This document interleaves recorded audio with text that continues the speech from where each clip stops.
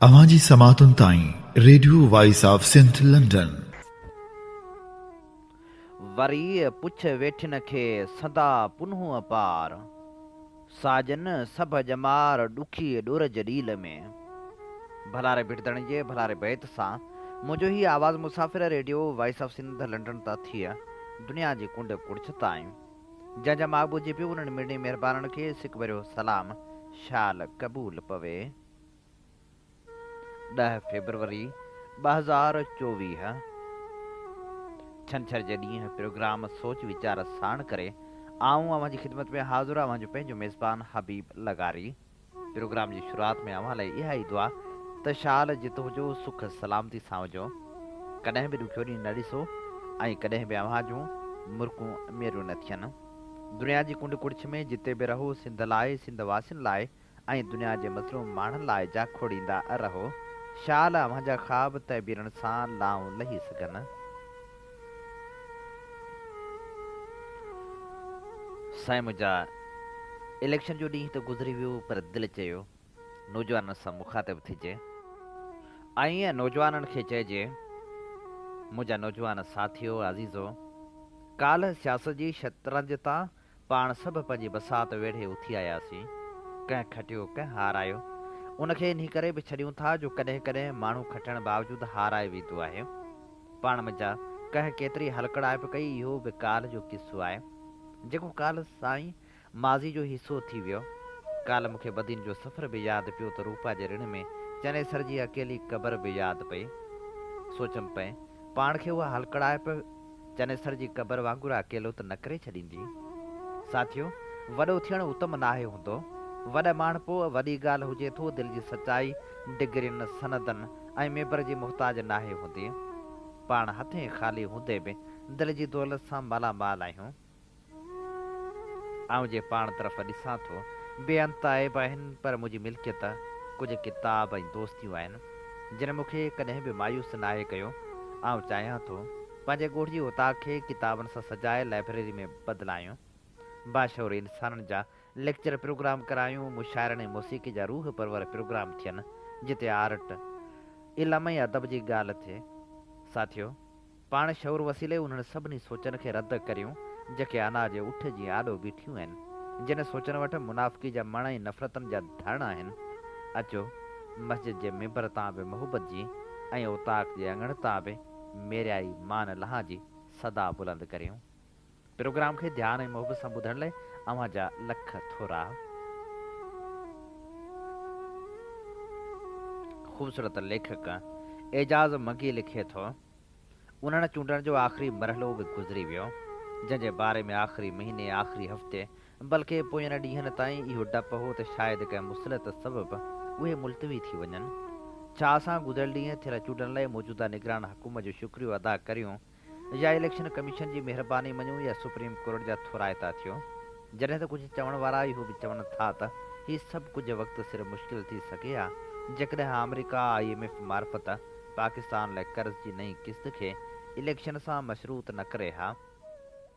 माना त असांजे मुल्क में चूंडूं अमेरिका जे दबाव जो नतीजो आहिनि। वक़्त वक़्त जी ॻाल्हि आहे, कॾहिं त मुल्क मथां मार्शला मढ़ी वेंदी हुई त उनजो सबबु बि अमेरिकी साम्राज्य करार ॾिनो वेंदो हो, पर हाणे चयो वञे थो त अमेरिका सर्द जंग खां पोइ किथे बि अवाम जे मथां लठ ऐं गोली जी गवर्नमेंट ॾिसणु नथो चाहे। मुल्क खे चूंडियल नुमाइंदा मिलिया आहिनि, हाणे उहे कंहिंजी महिरबानी सां मिलिया आहिनि। असांखे हिन महिल बि उहो ॾसियो वञे थो त उन्हनि खे चूंडण वारो मुल्क जो अवाम आहे।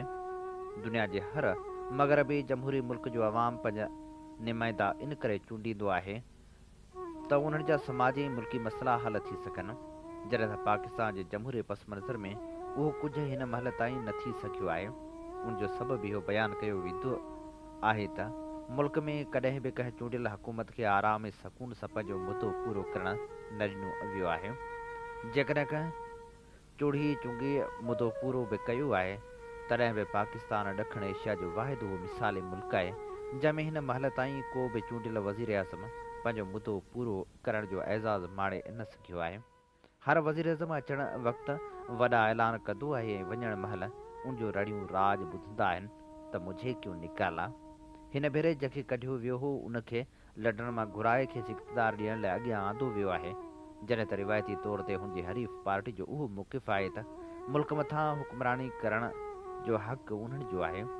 हिन भेरे बि कंहिं इंटरव्यू या कंहिं टॉक शो या कंहिं जलसे में असांखे पीपल्स पार्टी वारनि वटां डोमिसाइल मुख़्तलिफ़ हुजण जो दाहूं मिलनि थियूं। दुनिया जी हर सियासी पार्टी खे इहो हक़ हासिलु हूंदो आहे ऐं जेकॾहिं हुनखे न बि हूंदो आहे त उहा कंहिं न कंहिं रीति उहो हक़ हासिलु करे वठंदी आहे त हूअ पंहिंजी नाकामी खे पंहिंजी नाअहली बदिरां हुन मथां पियल पाबंदी करार ॾिए। इन हवाले सां पीपी खे उहो हक़ आहे त हू पंजाब जे वज़ीर अज़म ऐं सिंध जे सियासतदान में हिकु वाज़े फ़र्क़ु पेश करे सघे। हिकु हद ताईं उहो फ़र्क़ु मौजूदु बि आहे, पर बिल्कुलु ईअं बि न आहे जीअं पीपल्स पार्टी पार्लियामेंट्रियुनि जो सरबराह चवे थो, छो त गुज़िरियल ॾींहं वारे न चूंडनि दौरान असां ॾिठो त आज़ाद सर्वे मुताबिक़ मुल्क जी सभ खां मक़बूल पार्टी सां पूरे पाकिस्तान में पोलिंग जे हवाले सां छा थियो। पाकिस्तान में हीअ चूंडूं इन करे न थियूं आहिनि त PTI जे बानी खे पंहिंजी पार्टी समेत सियासी सज़ा ॾिनी वञे, पर हिन महिल जंहिं बि सबब जे करे मुल्क में चूंडूं थियूं आहिनि ऐं कंहिं बि रीति जमहूरी सेटअप आयो आहे, हाणे उन में इमरान ख़ान ऐं हुनजे वफ़ादारनि सां कहिड़ो सुलूक इख़्तियार कयो वञे थो। इन सुवाल खां अहम सुवाल इहो आहे त थियल चूंडनि जे नतीजे में वजूद में ईंदड़ हुकूमत छा उहे वाइदा पूरा करे सघंदी जेके ईंदड़ हुकुमरान वोट वठण महिल कया हुआ। पाकिस्तान जो अहम तरीन मसइलो PTI लाइ पंहिंजे अॻवान जी आज़ादी भले हुजे, पर अवाम इमरान खां वधीक पंहिंजे मथां पियल महांगाई ऐं मजमूई मसइलनि जी सज़ा ख़तमु थियण जे सिलसिले में न सिर्फ़ु पुछे थो, पर उहो सख़्तु परेशान बि आहे। हुनजो ख़्यालु आहे त जेकॾहिं मुल्क में उहो ई मुआशी निज़ाम हलियो ऐं इदारनि में हिकु तवाज़ुन पैदा न थियो ऐं सरकारी मशीनरी खां करप्शन ख़तमु न थी, त पोइ मुल्क में मौजूदु अवामी मसइला कंहिं बि रीति हल थी न सघंदा, छो त पाकिस्तान घण तरफ़नि मसइलनि जे घेरे में आहे। हिकु तरफ़ महांगाई ऐं ॿिए तरफ़ तशदुद वारी बदअमनी ऐं टे तरफ़ हिकु मुकमिल ग़ैर यकीनी सूरतहाल। छा मुल्क उन धुॿण मां ॿाहिरि निकिरी साह खणण जो हक़ हासिलु करे सघंदो? मुल्क जे महरूम सियासतदाननि खे त चवण जी हद ताईं 5 सालनि वारो इक़्तिदार मिली वेंदो, पर सुवाल इहो आहे त उनजी मोट में अवाम खे छा मिलंदो? छा मुल्क जो अवाम उहो हक़ हासिलु करे सघंदो त हुनखे कुझु सस्तो अटो ऐं साफ़ खीर ऐं पहुच वारी सिहत जो हक़ मिली सघे? मुल्क में असुलु इंसाफ़ त सुप्रीम कोर्ट जे फ़ैसिलनि सबबु न, पर सरकार जे उन्हनि नतीजनि जी सूरत में मिली सघे थो, जंहिं करे ॾींहं राति जो ॿार माण्हुनि जे मथां हल्को थी सघे। हिन महिल माण्हू न सिर्फ़ु महांगाई पर बदअमनी में बम धमाकनि सबबु बि मरी रहिया आहिनि। उन्हनि माण्हुनि जे मुआशी समाजी तहफ़ुज़ कीअं हासिलु थींदो? छा इहो मुमकिन आहे त पाकिस्तान में इन तरह जो निज़ाम पंहिंजो बुनियादु विझण में कामयाबु थी सघे, जंहिंजी इब्तिदा भली मुश्किल हुजे, पर घटि में घटि अवाम खे इहो यकीन त हुजे त कुझु वक़्त खां पोइ उन्हनि जा पुराणा ख़्वाब नई तामीर जी नई पोशाक पाए मुरकंदा। पाकिस्तान पंहिंजी असल पीड़ा जो सबबु इहो ॿुधाए रहियो आहे त हिन महिल ताईं मुल्क में जेका बि विरछ आहे उहा घटिजण बदिरां मुसलसल वधी रही आहे ऐं कंहिंखे इहो पतो कोन्हे त उहा विरछ आख़िर कॾहिं ख़तमु थींदी। छा गुज़िरियल ॾींहं वारी चूंड जे नतीजनि में ईंदड़ हुकूमत उन तब्दीली जो बुनियाद बि रखी सघंदी, जंहिंजा हिन महिल ताईं सिर्फ़ु हवाई होका नारनि जी सूरत में मुल्क जी सियासी ऐं समाजी फ़िज़ा में गदिराण पैदा करण जो सबबु बणिजंदा रहिया आहिनि। मुल्क में जेका बि तकलीफ़ माण्हुनि मथां पियल जेके बि मुश्किलातूं आहिनि, उन जे ख़तमु थियण जी शुरूआत बि तमामु वॾो हौसलो ॾेई सघे थी, पर उहा इब्तिदा कॾहिं थींदी? हिन महिल ताईं मसइलनि ऐं मुसीबतनि सबबु घणनि मसइलनि जे करे मुंतशिर मुल्क जे माण्हुनि खे मालूम ई नाहे त उनजो सुठो वक़्तु कॾहिं शुरू थींदो। छा नई हुकूमत उन पुराणे प्रोजेक्ट जो संगे बुनियादु रखी सघंदी? सुवाल सादो ऐं जवाबु मुश्किल आहे। हीअ ख़ूबसूरत लेख असीं अव्हां जे समातनि जी नज़र करे रहिया हुआसीं, जेको लिखियलु हो ख़ूबसूरत लेखक एजाज़ मंगी जो। अव्हीं ॿुधी रहिया आहियो radio voice of Sindh London. अव्हां जी ख़िदमत में प्रोग्राम पेश कयो पियो वञे सोच वीचार जे हिन सफ़र में आऊं अव्हां सां मुख़ातिब अव्हां जो पंहिंजो मेज़बान आहियां हबीब लगारी। ख़ूबसूरत लेखक सरमद गुल भुट्टो कशमोर ऐं कंदकोट ज़िले में बदअमनी वारी सूरत हाल ते लिखे थो। इन ॻाल्हि खां इनकार नथो करे सघिजे त ज़िलो कश्मीर एट कंदकोट अवल खां क़बाइली झेड़नि तोड़े बदअमनी में टॉप लिस्ट ते रहियो आहे। वरिया गुज़री विया आहिनि, पोइ बि हिन ज़िले अंदरि अमन अमान वारी सूरत हाल बहाल थी नाहे सघे। रहंदो पहिरियां खां वधीक हिन ज़िले जो माहौल ख़राबु थींदो रहियो आहे। चोरियूं फुरियूं धाड़ा मासूम बालक तोड़े वॾनि खे आए ॾींहुं अगवा करणु ॼण त हिन ज़िले जो कारोबार बणिजी वियो आहे।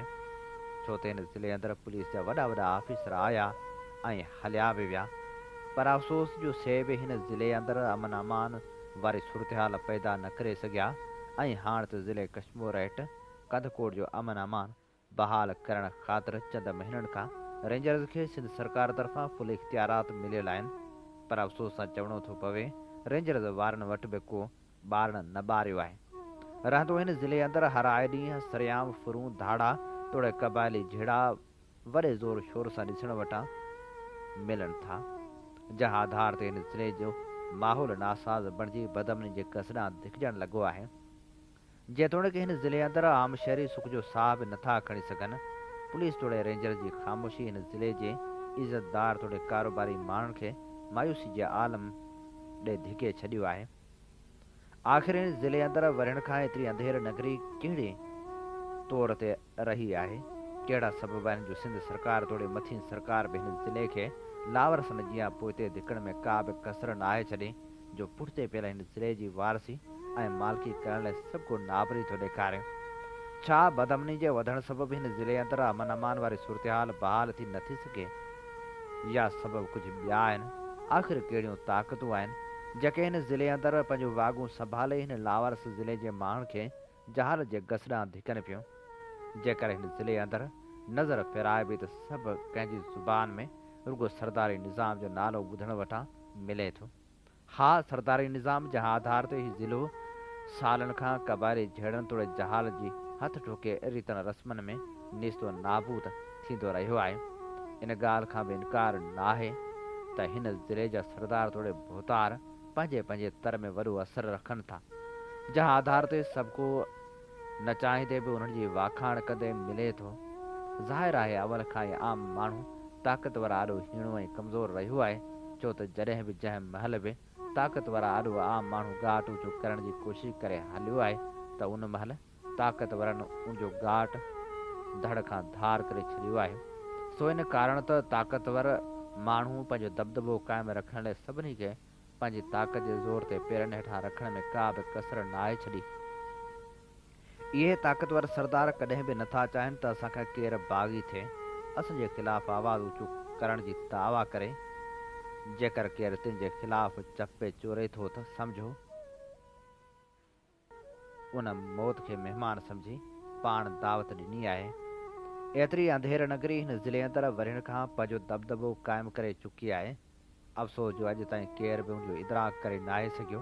हिन ज़िले अंदरि सभ खां वॾो अलमियो इहो बि रहियो आहे त हिन ज़िले जा सरकारी ऑफिसर बि सरदारनि आॾो बेवस तोड़े हीणा ॾिसण में ईंदा रहिया आहिनि। आख़िरकार कहिड़ा सबब आहिनि जो सरकारी ऑफिसर बि हिन ज़िले जे सरदारनि खां ख़ौफ़ज़दा रहनि था? शहीद प्रोफेसर अजमल सावंत जो खून रायगां करण ख़ातिर वेतर हिन ज़िले अंदरि बदअमनी जी बाह भड़काई वई आहे। जीअं हिन ज़िले तोड़े पूरी सिंध जे माण्हुनि जो ध्यानु अहिड़े नासाज़ वाक़े मां हलियो वञे। अॼु ताईं हिन ज़िले अंदरि क़बाइली झेड़ा जारी आहिनि, जंहिंजो को बि तदारक थी नाहे सघियो। मां सम्झां थो पूरी सिंध अंदरि जेका बि रत जी रांदि शुरू थी आहे, सा सरदारी निज़ाम जे करे ई आहे। आख़िर केसि ताईं सिंध ऐं सिंधी क़ौम जहालत वारे फरसूदा निज़ाम में ग़र्क़ थींदी रहंदी, नेठि त डहंदी केसी रहंदी, दोखे जी दीवारो यार। हीअ ख़ूबसूरत लेख असीं अवां जी ख़िदमत में पेश करे रहिया हुआसीं, जेको लिखियलु हो सरमद गुल भुटे जो।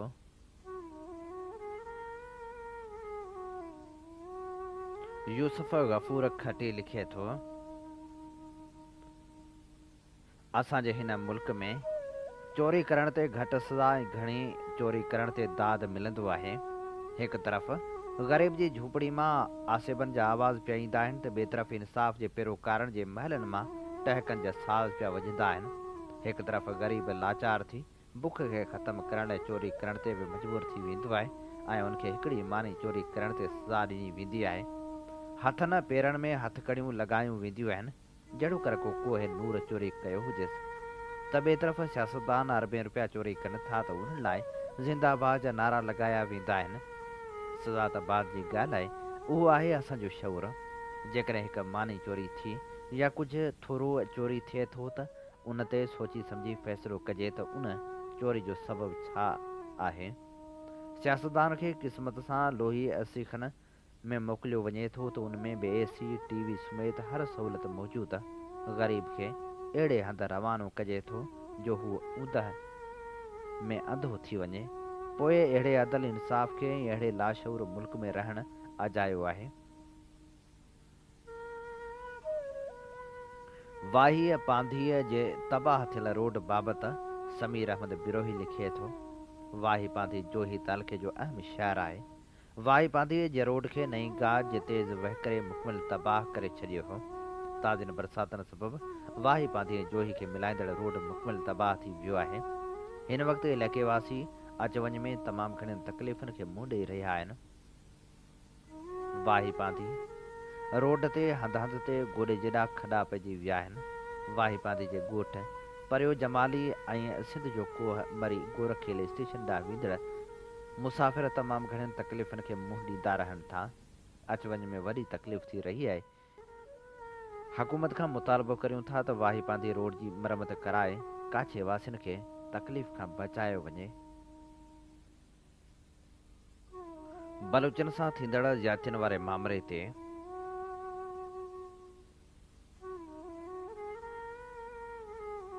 रियाज़ बड़ो लिखे थो।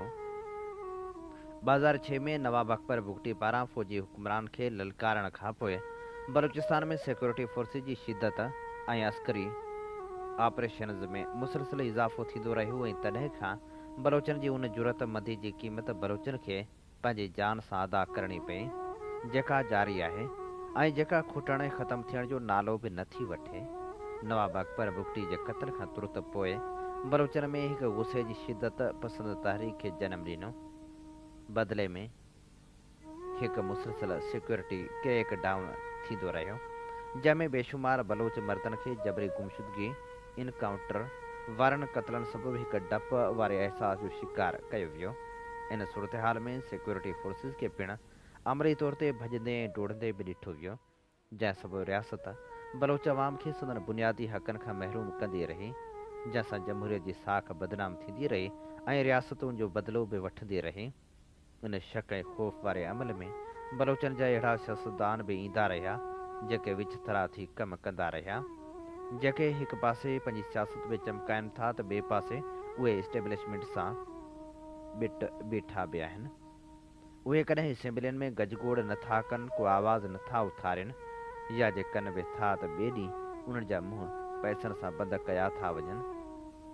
मख़सूस बलोचनि खे उन्हनि जे ज़मीननि जी रॉयल्टी मिलंदी रहे थी, उन करे त उन जे ज़मीननि मां गैस पेट्रोल ऐं सोन निकिरंदो रहे थो। बाक़ी ॿी बलोच मख़लूक अञा ताईं रियासती ज़ुल्म जो शिकार आहे। दर्द इहो बि आहे त आम माण्हू जेको बेॾोही आहे, जंहिंजो इन सियासत जे कंहिं बि लोभी लालची ॻाल्हियुनि सां को लॻाव न आहे, उहे अॻुवाण कंहिं बि बलोच लिबरल ऑर्गेनाइज़ेशन में शुमार बि न आहिनि, पर उहे पोइ बि घरनि मां गेले गुम कया वञनि था। राति पेट में संदन बूथ ॿधी अखियुनि ते लटो चाढ़े कंहिं नामालूम जायुनि ते मुंतक़िल कया वञनि था, जंहिंजो को अतो पतो नाहे हूंदो। पोइ उहे मख़सूस माण्हू रियासती हमदर्दी खां महरूम आहिनि। रियासत जी बेहसी इहा बि आहे त उहे वरी अहिड़ियुनि जबरी गुमशुदगियुनि जे केसनि खां इनकार करे पंहिंजी रियासत खे बदनाम करण लाइ आता आहिनि। पर हाणोकियुनि तहरीकनि इस्लामाबाद तरफ़ मार्चनि में गुमशुदगियुनि बाबति आवाज़ उथारींदड़नि में औरतूं कारकुन बि शामिल आहिनि, जेके रियासत खे पंहिंजनि गुम थियल प्यारनि जी ॻोल्हा लाइ इल्तिजाऊं कनि थियूं। हूअं सूबे अंदरि पुरतशदुद तहरीकनि, पैरामिलिट्री फोर्सिस ऐं फ़ौजी अहलकारनि जे क़त्ल खां बि इनकार न आहे, पर कंहिं न कंहिं तरह वॾे पैमाने ते हर तनासुब खां मथां उथी रियासती इंतकामनि जो जवाज़ पेश करणु सही तौर ते ग़लति आहे। जंहिंमें स्टेट जी सियासी बेईमानी सरासर नाजाइज़ी बि शामिल आहे। सुवाल त इहो बि आहे त जे रियासत खे इन ॻाल्हि जी सुध न आहे त उहे ग़रीब ॿोझ सतायल माण्हू जेके कंहिं लाइफ इंडेक्स में नथा अचनि, जिन वटि रियासत जो माण्हू नथो लड़े, त उहे कहिड़े हाल में आहिनि? आया उन्हनि वटि पूरी तालीम बि आहे, उन वटि गैस बिजली ऐं सिहत जूं बुनियादी सहूलियतूं बि मुयसरु आहिनि या न? उहे माण्हू किथे टीं दुनिया जे लाइफ स्टाइल खां बि घटि मयार वारी ज़िंदगी गुज़ारनि था? उन वटि दुनिया जे मयार जा के स्कूल बि आहिनि? उहे माण्हू बि का ओ लेवल ऐं ए लेवल बि नथा सम्झनि? वरी ॿियो सुवाल इहो बि आहे त छा हिकु चूंडियल लीडर उन क़िस्म जी शाइदी ॾींदा जेका सभ खां वॾी रियासत जे तरफ़ां पैदा कयल गंदी सोच ऐं बेकार सियासत खे ख़तमु करे सघे, जेका बलोचन जो वफ़ाक़ में एतमाद बहाल करे सघे, जंहिंमें आइनी जमहूरी बहालियूं ऐं हुक्मनामा जारी थी सघनि। हिन वक़्त ताईं नवाज़ शरीफ़ खां वठी इमरान ख़ान, आसिफ ज़रदारी ऐं बिलावल भुट्टो ताईं सभिनी मुख़ालिफ़ धुर में रही मज़लूम बलोचन सां वॾी हमदर्दी जो इज़हार त कयो, पर छा जॾहिं उहे धुरियूं इक़्तिदार में हुजनि थियूं तॾहिं उन्हनि कॾहिं बलोचन जे ज़ख़्मनि ते का मरहम पटी रखी आहे? या हेल उहे उन्हनि औरत अॻवान सां मिलिया बि, उन सां कंहिं क़िस्म जी हमदर्दी बि कई अथनि, या उन्हनि मां कंहिं हिकु बि गुम थियल बलोचन जे माइटनि सां हथ मिलाए का आथत बि ॾिनी आहे, या सिविल सोसाइटी जे नुमाइंदनि बि संदन दर्द जो दरमान ऐं वचन बि कयो आहे, या उन्हनि मां जॾहिं कंहिं हिकु वटि बि ताक़त हुजे थी त छा कंहिं बलोचन जे मसइले खे मुस्तक़िल हल जे बुनियाद ते का कोशिश बि कई आहे? पर बलोच तहरीकनि उन्हनि सभिनी धुरियुनि खे ओचितो परेशान करे छॾियो आहे जेके सखणा आसरा ॾींदा रहिया आहिनि। उन्हनि सियासी धुरियुनि जी अदम दिलचस्पी जो अंदाज़ो इन ख़ौफ़ मां ई लॻाए सघिजे थो त उन्हनि सिक्योरिटी इदारनि खे परेशान करे छॾियो आहे जेके संदन इक़्तिदार लाइ रस्तो हमवार करे सघनि था, या जेके रियासी इदारा सियासी धुरियुनि जी राह में वॾा पथर अड़ाए सघनि था, जेके खेनि इक़्तिदार ताईं पुॼणु ॾींदा बि आहिनि या कॾहिं न बि। पर बलोचन सां कंहिं बि नाहे ॻाल्हायो, उते इस्टेब्लिशमेंट जे मनपसंदि सियासतदान जो रुॻो इहो चवणु आहे त बलोचन जो संदन साहिली पटी में हिसेदारी न मिलण सां बलोचन में सख़्तु कावड़ मायूसी महरूमी आहे, छो त हू पंहिंजनि वसीलनि ताईं हक़ीक़ी मालिकी माणे पंहिंजा मुआशी मामला ऐं महरूमियूं हल करणु चाहिनि था। पर ॻाल्हि इहा बि आहे त जेके सियासी धुरियूं रुॻो बलोचन खे रियासती ताक़त जी आड़ में टुकड़ा टुकड़ा करण जे चकर में हूंदियूं आहिनि, जेके राति पेट में बाप जहिड़ियूं पार्टियूं ठाहे पंहिंजे मनपसंदि कठपुतलियुनि खे सेनेट जा चेयरमैन, वक़्ती वज़ीर आज़म, चीफ जस्टिस रखी सघनि थियूं, जेके मुल्क जी वाग ज़ब्त में रखियो वेठियूं हूंदियूं आहिनि। उन्हनि खे इन ॻाल्हि जी कल नाहे त उहे कहिड़ियूं ताक़तूं आहिनि जेके मुल्क अंदरि पंहिंजे रियासत जोड़े रुॻो बलोचन जी नस्ल कशी पियूं कनि, या रुॻो उन्हनि जी जाब इहा आहे त बेगुनाह बलोचन खे मारे चिथाड़े साड़े गुम करे उन्हनि खे सुञाणप जहिड़ो बि न छॾिजे। छा रियासत उन्हनि इदारनि खां नावाक़ुफ़ आहे, या रियासती ड्रामे बाज़ी आहे जो हू बलोचन जी हक़ तलफ़ी में ख़ुशि आहिनि? सम्झनि था मुल्क में बसि हिकु सूबो आहे जंहिं वटि उन जा नस्ल परवां चढ़नि, बाक़ी ॿिया सूबा पवनि वञी खॾ जे तरे में। इहा ॻाल्हि बि मञणी पवंदी त बलोच क़ौम पंहिंजनि सियासतदाननि ऐं नाम निहाद अॻवाननि जेके नाले जा आहिनि उन जे मथां बि हाणे एतबार नथी करे। पर हाणोकियुनि तहरीकनि में डॉक्टर माहगुल जी अॻवानी तस्लीम करे थी। हिन औरत लीडर जी बहादुरी इहा बि आहे त हुन रियासती धुरियुनि खे ललकारियो आहे ऐं मुतालबो बि कयो आहे त उहे धुरियूं जेके रियासत खां ॾाढियूं आहिनि, उहे एजेंसियूं जेके रियासती रिट खां मथां उथी कमु कनि थियूं, उहे साम्हूं अचनि। उहे धुरियूं जेके रियासती ताक़त खां ज़ोर आहिनि, रियासत उन सां बि निबिरे। मुल्क में 4 सूबा आहिनि, चइनी सां हिकु जहिड़ो सलूक कयो वञे। उन सभिनी सूबनि में रियासत हिकु जहिड़ाई करे ॾेखारे ऐं पंहिंजी ताक़त मंझराए। रियासत रुॻो बलोचनि जे वज़ीरनि जा वोट न ॻणे, पर उहे बि माण्हू ॻणे जेके हिन रियासत जे किरोध जा ज़ामिन बि आहिनि, जिन जा वोट सेनेट या चेयरमैन बि आणे सघनि था। उहे वोट वज़ीर आज़म जी बेतमादी वारी रिथ में बि कम जा थी सघनि था, पर उहे अहिड़ी का करारदाद नथा आणे सघनि जेका बलोचनि जा गुम माण्हू ॻोल्हे सघे, अहिड़ी का रिथ पेश नथा करे सघनि जंहिंसां गुमशुदगियूं घटि थी सघनि। अहिड़ी का ॻाल्हि सेनेट मां या कंहिं ऐवाने बाला मां मंझराए नथा सघनि जंहिंसां बलोचनि जे फटण ते पहो रखी सघिजे। सो हुक्मरान ढांचे में मौजूदु ताक़तवर तरीन अंसरनि ते इहो फ़र्ज़ु लागू थो थिए त हू इन इशू जी जांच पड़ताल कनि, उन्हनि मसइलनि जा मुस्तक़िल हल ॻोल्हियुनि ऐं उन महरूमी जो को इलाज दरियाफ़्त कनि जंहिंसां बलोचनि जे सुरनि में कुझु घटिताई अची सघे। को बि इदारो बलोचनि जी हुबल वतनी खे चैलेंज नथो करे सघे। केरु इहा दावा नथो करे सघे त जिन बलोचनि जे पेरनि हेठां गैस खिसकाए थी वञे, जिन बलोचनि जे ज़मीननि मां मैदनी दौलतूं मेड़े रियासत पंहिंजा ख़र्च ऐं ऑपरेशनल कास्ट कढे थी वञे, उहे गद्दार आहिनि। पर हाणोकिन तहरीकनि में बलोचनि जा ॿार बचा ऐं औरतूं मर्कज़ जे दर तां बेयारो मददगार मोटी आया, जो बलोचनि जा पंहिंजा अॻवान बि उन्हनि जे मसइलनि जे हल जे लाइ नथा निकिरनि। पर हेल उन सभिनी ॾुतड़ियल लाचार ग़रीब बेयारो मददगार ऐं बेवस माण्हुनि जा वारस निकिरी पिया, जेके अरसे खां उन्हनि गुमशुदियुनि जी मौत मारिया विया आहिनि, जेके गुम थियण खां पोइ घर त पुॼनि था, पर कंहिं ताबूत में या कंहिं ढेर ते चचरे चचरे उछलाया था वञनि, कंहिं गुमनाम मौत मारिया था वञनि, कंहिं घटी में उछलाया था वञनि, राति पेट में उहे टारगेट करे या त मारिया था वञनि या इनकाउंटर करे मौज अब्दे निंड सुम्हारिया था वञनि, जंहिंजो पोइ को ओही वाही नथो हुजे।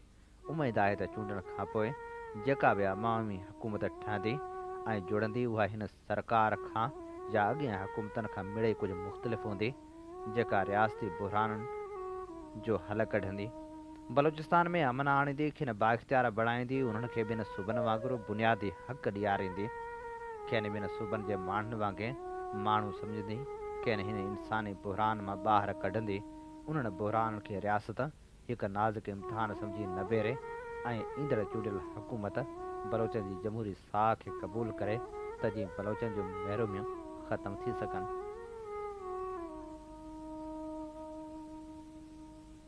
रियाज़ अबड़े जे ख़ूबसूरत लेख सां अॼोके प्रोग्राम जा समूरा रंग हवाउनि में विखरी चुका। पंहिंजे मेज़बान हबीब लगारी खे निसाॻी दुआ सां ॾींदा इजाज़त। वसे भिट तुंहिंजी भलारा सदा सदा देस परदेस सारा वसनि, कॾहिं सींध सिंजी न मेरी थे, कॾहिं मोड़ कहजा न मुरझाए जन। अवां जी समातुनि ताईं radio voice of Sindh London.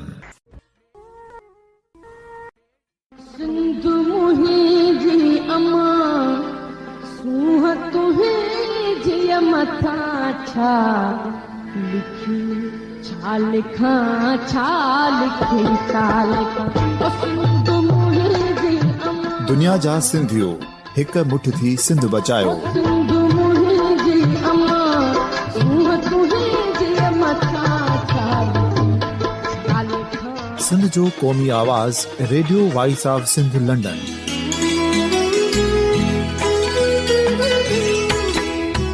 Radio voice of Sindh London पंहिंजी नशरियात में सिंध जी सियासत, समाज, इक़्तिसादियात, तारीख़, क़ौमी उमंगुनि ऐं इख़्लाक़ियात मुतलिक़ सिंध जी हक़ीक़ी तर्जुमानी कंदे प्रोग्रामनि खे असराइतो बणाइण लाइ सिंध जे घण घुरनि ऐं धरतीअ सां प्यार कंदड़ अदीबनि, दानिश्वरनि, सहाफ़ियुनि, उस्तादनि, वकीलनि ऐं हर तबिके जे मानवारनि सजणनि खे सिंध में शऊरी इनकलाब लाइ सहकार जो सॾु ॾियूं था। अचो त गॾिजी सूफ़ियुनि ऐं संतनि वारी सिंध जो ओज हिकु मुठ थी वरी वापसि आणण वारे सफ़र जा साथारी बणिजऊं।